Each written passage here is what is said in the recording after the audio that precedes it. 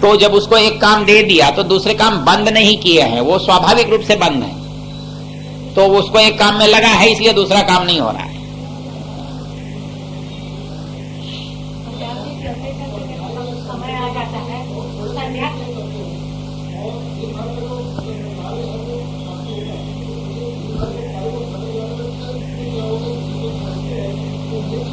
ये भारी होता है, ये पलड़ा भारी होता है, इसलिए उसकी समस्याएं सामने आती हैं। लेकिन वो अभ्यास करने से, जैसे हर एक समय का काम बटा हुआ होता है, उस समय यदि इसको भी हम मान लें तो धीरे धीरे अभ्यास से ये कम हो सकता है।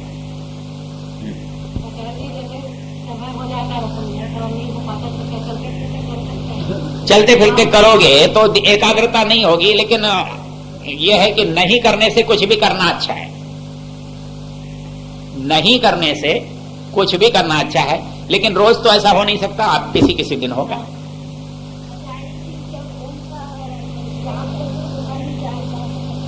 मन में ओम के स्वरूप पर ध्यान देना चाहिए। ओम का जो व्याख्यान है ना, कि ओम क्या है, ओम ईश्वर का नाम है। ईश्वर के लिए आर्य समाज का जो दूसरा नियम है ना, उसका चिंतन करना चाहिए। दूसरा नियम मालूम है ना? बस तो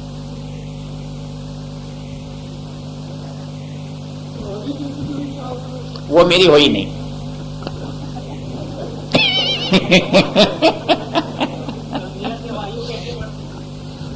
संध्या से आयु इस तरह बढ़ती है, आदमी स्वस्थ और प्रसन्न होता है। जो स्वस्थ और प्रसन्न होता है उसकी आयु बढ़ती है। भाई, संध्या करने से आदमी स्वस्थ और प्रसन्न होता है। आदमी संध्या करे और स्वस्थ और प्रसन्न नहीं हो तो फिर संध्या क्या की?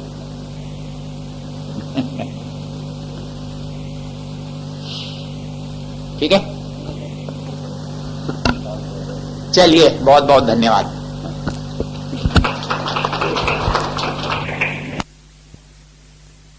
कारण क्या है?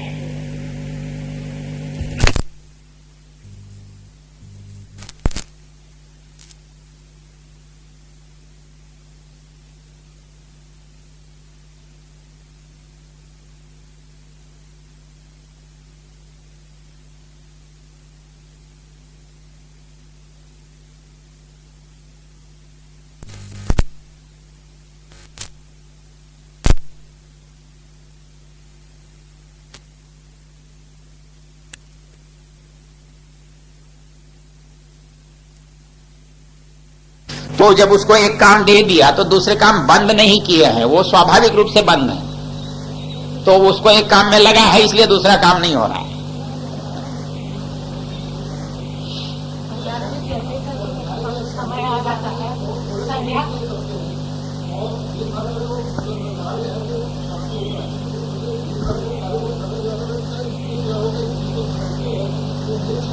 ये भारी होता है, ये पलड़ा भारी होता है, इसलिए उसकी समस्याएं सामने आती हैं। लेकिन वो अभ्यास करने से, जैसे हर एक समय का काम बटा हुआ होता है, उस समय यदि इसको भी हम मान लें तो धीरे धीरे अभ्यास से ये कम हो सकता है।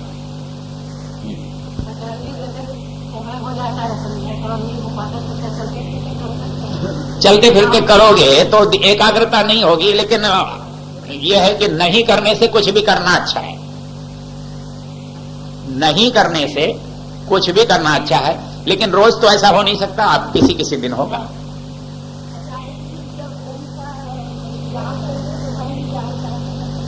मन में ओम के स्वरूप पर ध्यान देना चाहिए। ओम का जो व्याख्यान है ना, कि ओम क्या है, ओम ईश्वर का नाम है। ईश्वर के लिए आर्य समाज का जो दूसरा नियम है ना, उसका चिंतन करना चाहिए।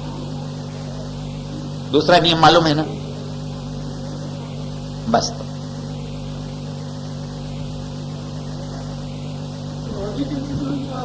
वो मेरी हो ही नहीं।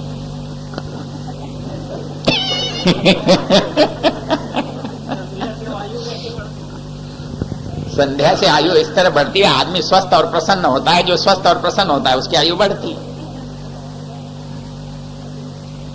भाई, संध्या करने से आदमी स्वस्थ और प्रसन्न होता है।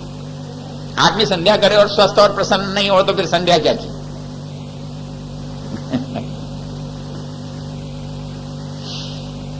ठीक है, चलिए, बहुत बहुत धन्यवाद।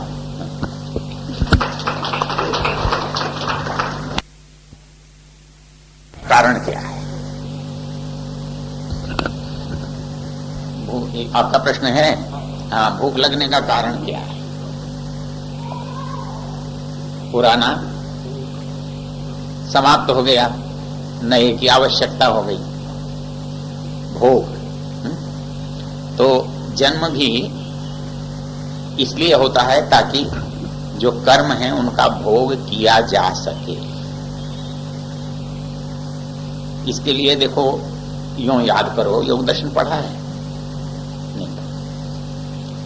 योग दर्शन के प्रारंभ के थोड़े से जो सूत्र हैं वो आपके सवाल का, प्रश्न का उत्तर देते हैं। उसका पहला सूत्र है स्वाध्याय ईश्वर प्रणिधानानि क्रिया योगा।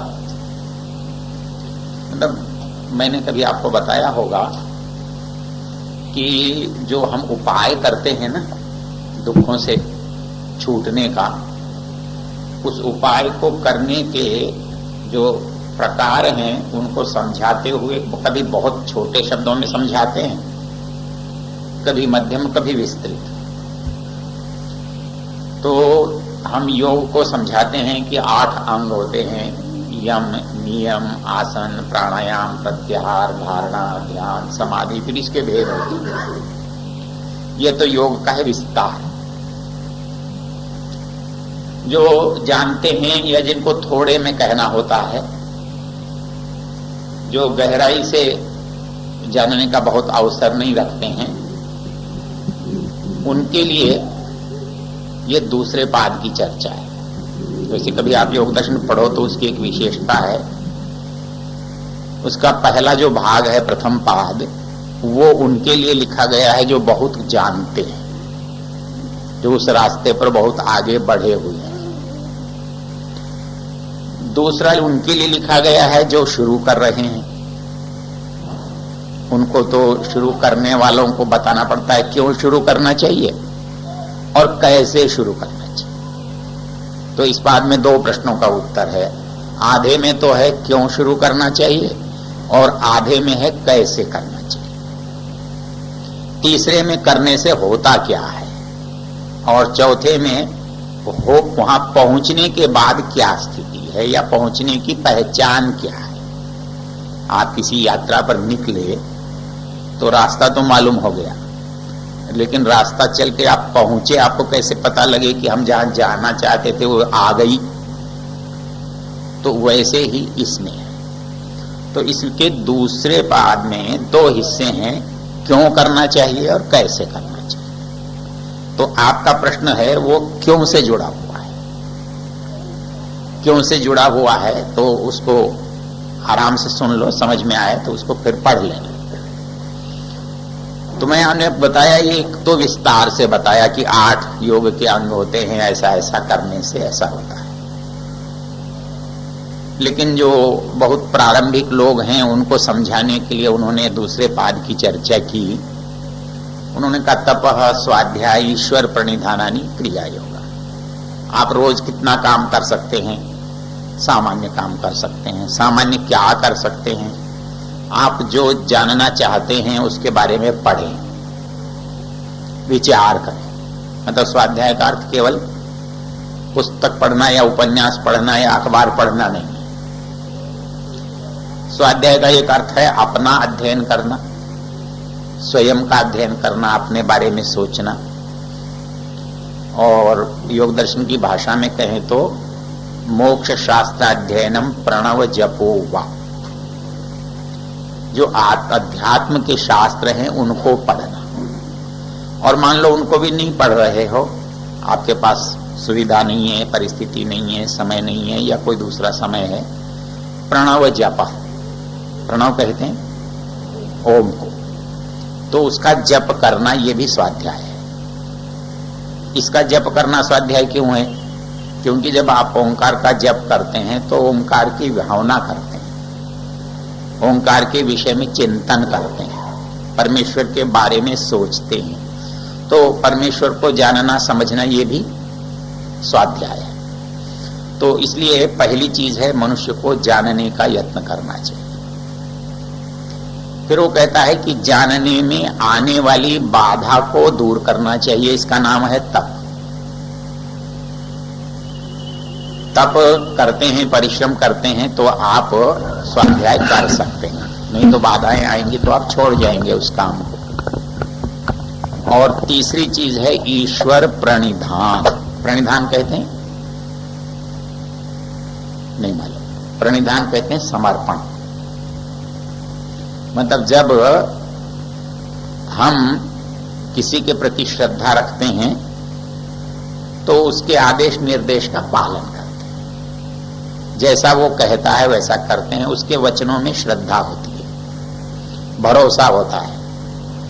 तो जिस पर हम भरोसा करते हैं उसका कहा हुआ करते हैं, वो जैसा कहता है वैसा मानते हैं, तो इसको कहते हैं प्रणिधान। तो योग का एक दूसरा प्रकार हुआ तप, स्वाध्याय, ईश्वर प्रणिधान। यदि एक ही शब्दों में आप कहना चाहो कि भाई योग क्या, ईश्वर प्रणिधान, ईश्वर के प्रति समर्पण, इसका नाम योग है। समर्पण आदमी कब करता है?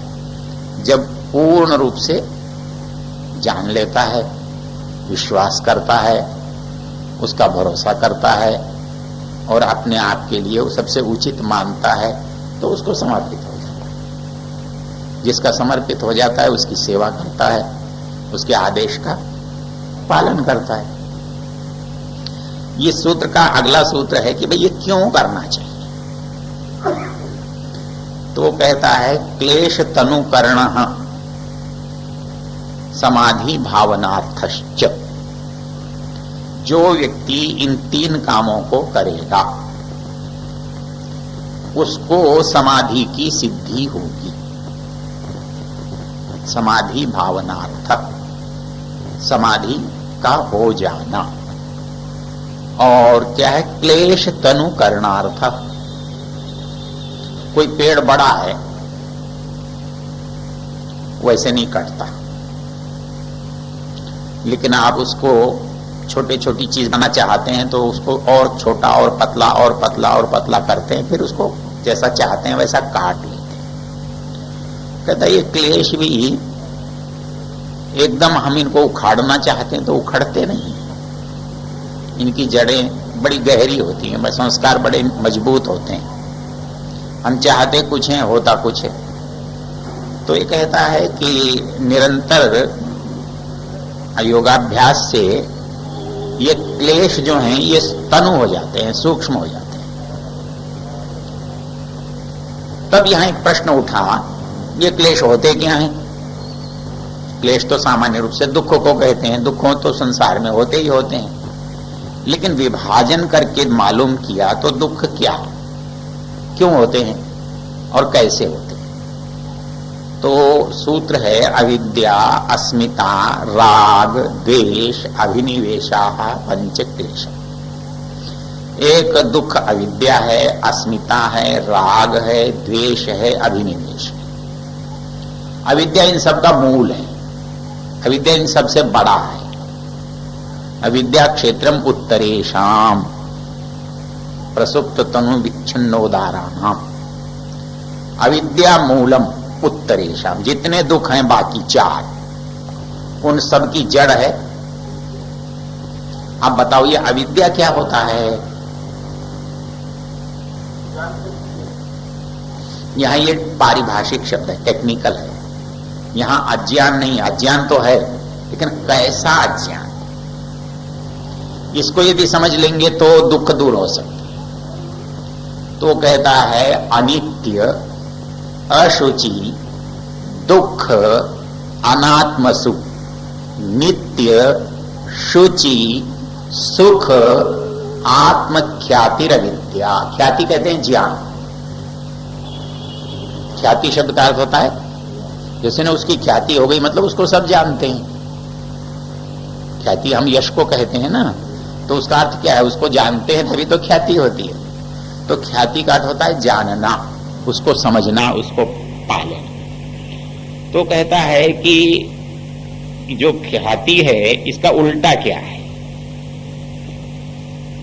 वो कहता है अशुचि अनात्मसु, नित्य, अशुचि, अनात्मसु, नित्य, अशुचि, सुख, अनात्मसु। चार चीजें हैं। क्या क्या? अनित्य, अशुचि, दुख, अनात्म सुख। इसका उल्टा कर दोगे, नित्य, शुचि, सुख, आत्म सुख। अच्छी तरह से समझ लो। अनित्य, अनित्य मतलब जो सदा नहीं रहता, उसको कहते हैं। कैसी चीजें होती हैं अनित्य? जैसे शरीर है, संसार है, संसार के पदार्थ हैं, ये कहलाते हैं अनित्य। अविद्या क्या है? इनको नित्य मानना, इनको सदा रहने वाला समझना, ये अविद्या है। अशुचि, अपवित्र, शरीर आदि को पवित्र मानना। ये शरीर आदि भौतिक हैं, भौतिक पदार्थों से बने हुए हैं, इनको सदा ठीक रखने के लिए यत्न करना पड़ता है, फिर भी ये ठीक रहते नहीं। दुख, जैसे लोभ है, क्रोध है, मोह है, हम उनको जानबूझ के करते हैं तो दुख के कारण, लेकिन हम उनको कहो कि छोड़ दो तो छोड़ते नहीं है, छूटते नहीं है। आप छूटते क्यों नहीं है? क्योंकि चाहते हो इसलिए नहीं छूटते। डॉक्टर ने कहा है मिठाई मत खाओ, आप भी जानते हैं कि मिठाई खाने से बीमार होंगे, लेकिन छूटता नहीं। तो नित्य, अनित्य में नित्य बुद्धि करना, अपवित्र में पवित्र बुद्धि करना, दुख में सुख की बुद्धि करना, और चौथा है जड़ में चेतन की बुद्धि करना। जड़ वस्तु को चेतन मानना। मूर्ति क्या है? जड़, उसे चेतन समझना। शरीर क्या है? जड़, इसको चेतन समझना। संसार के भौतिक पदार्थ क्या हैं? जड़, उनको चेतन मानना। तो ये चार जो दोष हैं ये अविद्या कहलाते हैं। अवास्तविक अज्ञान ये है। अनित्य को नित्य समझना, अपवित्र को पवित्र समझना, दुख में सुख की बुद्धि करना, और जड़ में चेतन। इसका उल्टा कर सकते हो, नित्य को अनित्य समझना। आत्मा नित्य है, परमात्मा नित्य है, उसको आप अनित्य समझ लें। जड़ है, चेतन है, उसे जड़ समझ लें। तो नित्य और जो पवित्र है उसमें अपवित्रता की बुद्धि कर लें। तो नित्य, शुचि, सुख। यहां कहा जी चलो प्रवचन सुनने, कौन जाए वहां तक पहुंचने? कौन तैयार होगा? कौन जाएगा? कौन कष्ट उठाएगा? काम तो भला है, लेकिन करने में अच्छा नहीं लगता है। तो जो सुख की बातें हैं उनमें दुख समझना, सत्संग में जाना, यज्ञ करना, उपकार करना, धर्म आदि का पालन करना, इनको कष्ट समझना, अच्छे कामों को कष्ट समझना। और जो नित्य है उसको अनित्य समझना। जैसे अनित्य को नित्य समझना, वैसे ही नित्य को अनित्य समझना। ये क्या है? अविद्या है, अज्ञान है। तो मूल अविद्या ये है। और बाकी जो चार चीजें हैं उनको गिना दिया साथ साथ में। अविद्या, अस्मिता, अस्मिता जड़ चेतन को एक समझना, ये दर्शन का शब्द है। जड़ चेतन को एक कैसे समझते हैं? शरीर को चेतन समझना। शरीर यद्यपि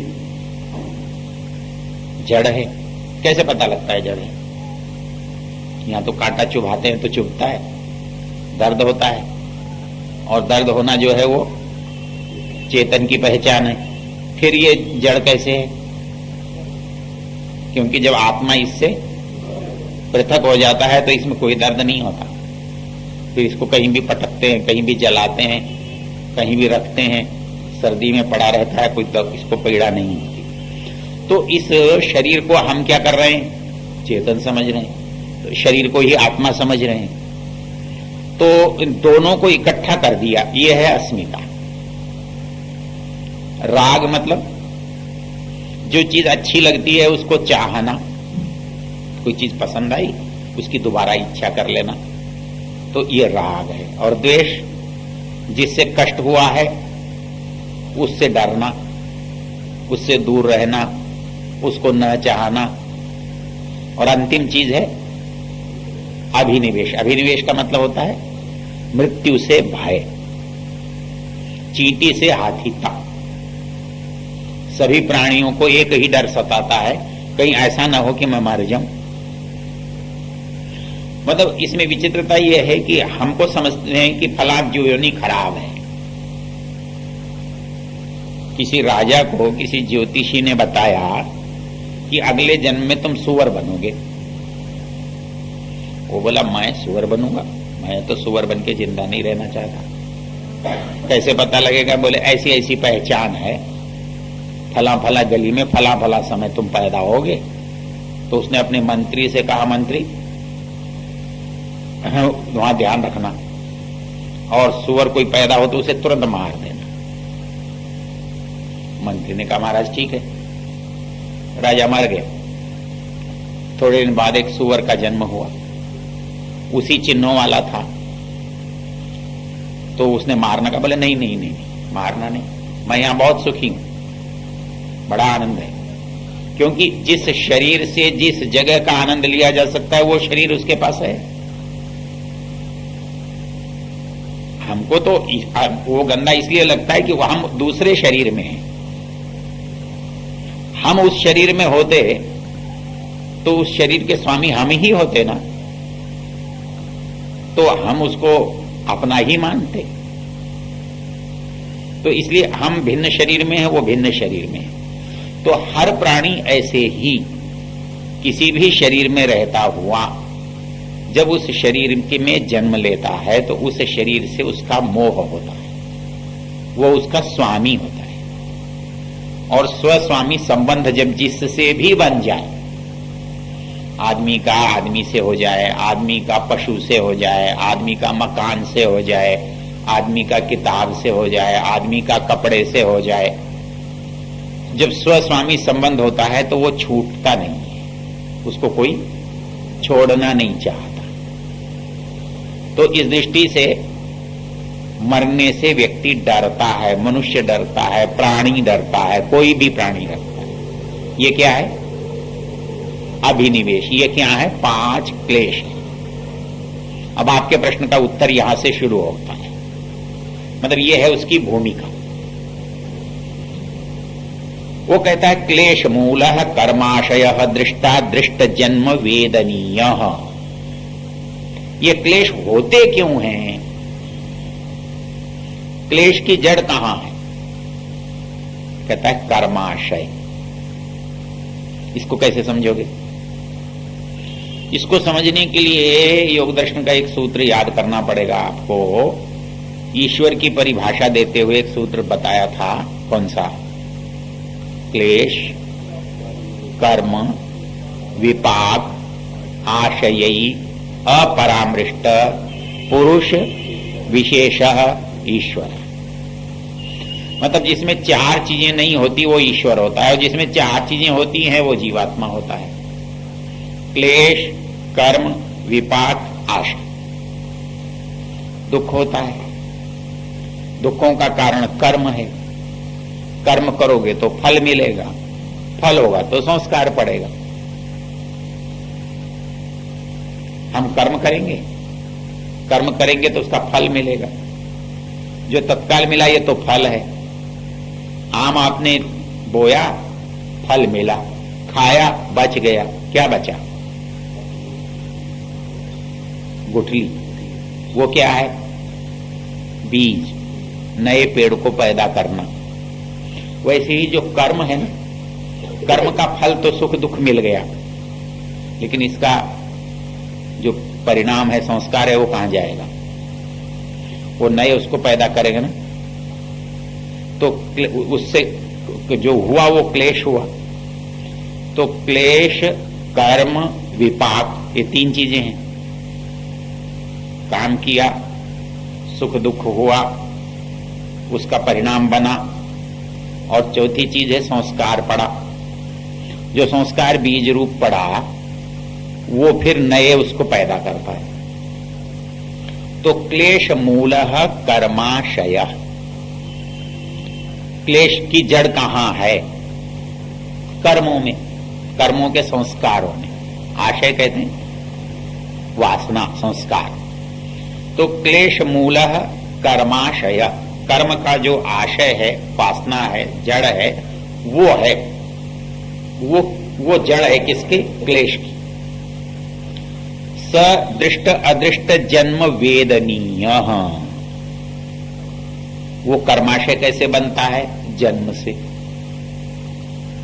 जन्म से दृष्ट अदृष्ट, मतलब कुछ कर्म पता है, कुछ कर्म पता नहीं है, उन सब का मिला जुला रूप जो जन्म होता है, कर्माशय।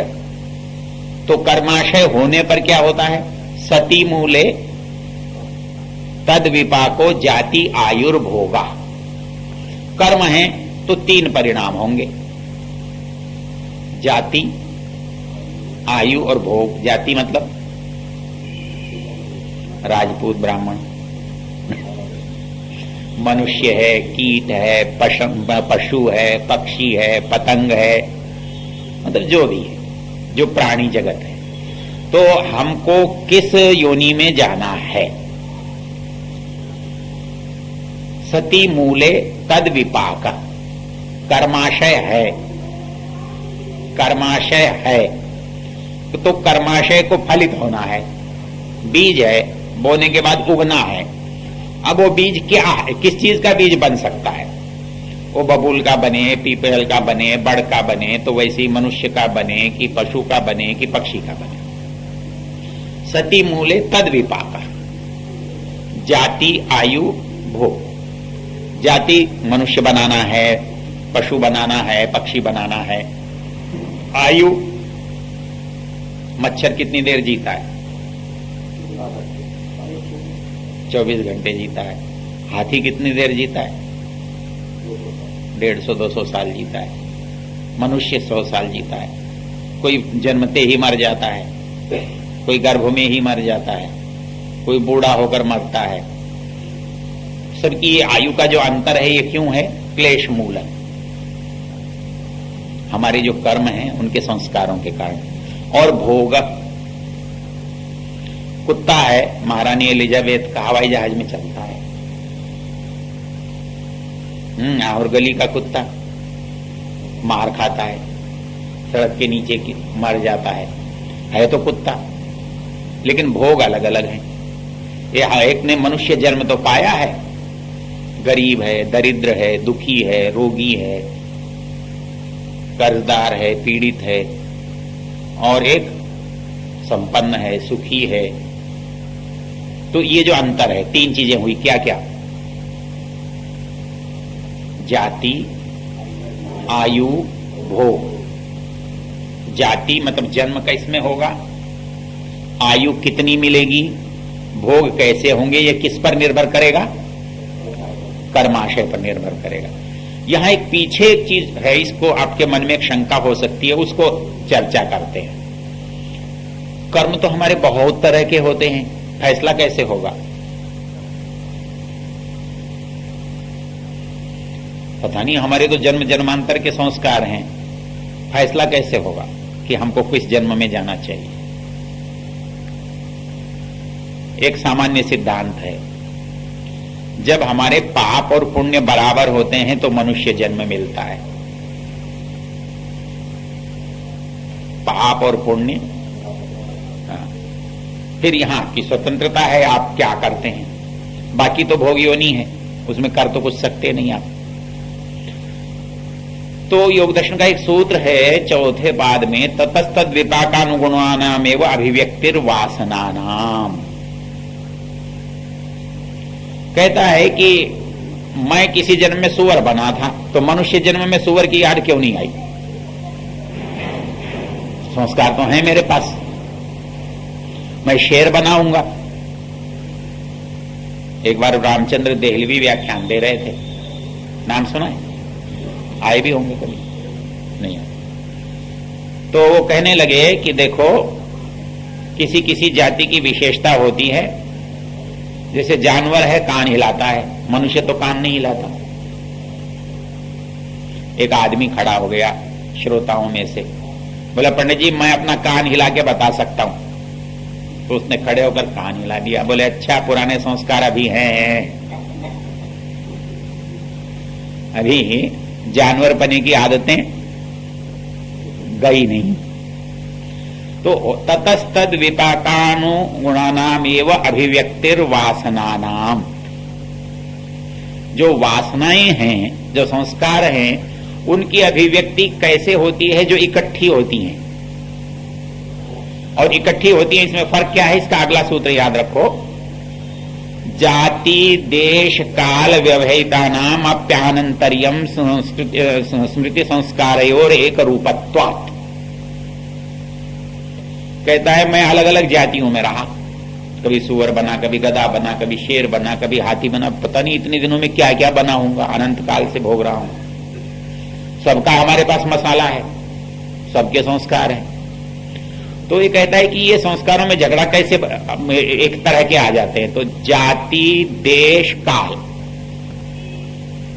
किस जाति में रहा, किस समय में रहा, कौन सी जगह पर रहा, इनमें अंतर तो बहुत है, लेकिन एक तरह के संस्कार एक जगह आ जाते हैं। जैसे आप खाता चलाते हुए ना, किसी की रकम कहीं पड़ी है, किसी की रकम कहीं पड़ी है, आप जोड़ घटा करते हो तो उसकी रकम को वहां ले आते हो, अरे फलाने खाते का पैसा है, उस खाते में डालो।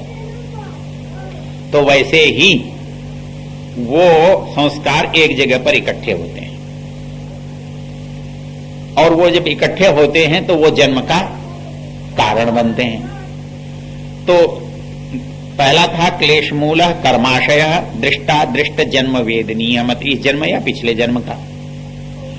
उस क्लेश के होने पर परिणाम जो होना था वो क्या था? सती मूले तद विपाको जाति आयुर्भोगा। जाति आयुर्भोग होते हैं। कैसे होते हैं वो ये सूत्र से बताया। इसके और भी सूत्र हैं, उसकी चर्चा नहीं करूंगा। उसके बाद जो परिस्थिति पैदा होती है वो कहता है ते लाद परिताप फलाहा पुण्य अपुण्य हेतुत्वात्। अब जो मिला टोकरा आया हमारे पास संस्कारों का, वो उनमें से तो कुछ अच्छे थे, उनमें आनंद देने वाली थी बात, लेकिन कुछ बुरे थे, उनसे दुख होना था। तो वो संस्कार कैसे थे? लाद परिताप फला, आह्लाद प्रसन्नता, परिताप दुख। क्यों? पुण्य अपुण्य हेतुत्वात्। जो पुण्य थे वो सुख देने वाले थे, और जो पाप थे वो दुख देने वाले थे। तो इसलिए हमारा जन्म होता है। कुछ बनी बात? तो पुनर्जन्म का क्या कारण है? पुनर्जन्म का कारण हमारे संस्कार हैं। जिन संस्कारों को भोगने के लिए, उन कर्मों को भोगने के लिए हमारा जन्म होता है। आगे की चर्चा की जरूरत तो नहीं है ना। फिर योग आगे की 4 शब्द बड़े अच्छे हैं, सुन लो। पहले एक प्रश्न पूरा कर लें, फिर आपका कर लेते हैं। अब ये जो जन्म है ना, इसको समाप्त कैसे किया जाए? कोई उपाय है? कारण को समाप्त करो, बीज को समाप्त करो, पेड़ समाप्त हो जाएगा। भाई किसी फसल को, किसी प्रजाति को नष्ट करते हैं तो बीज नष्ट कर दो, प्रजाति नष्ट हो जाती है, चाहे वनस्पति की हो चाहे प्राणी की हो। तो उसके लिए 4 शब्द हैं योग दर्शन में। हेय, हेय हेतु, हान और हानोपाय। इसको कठिन है।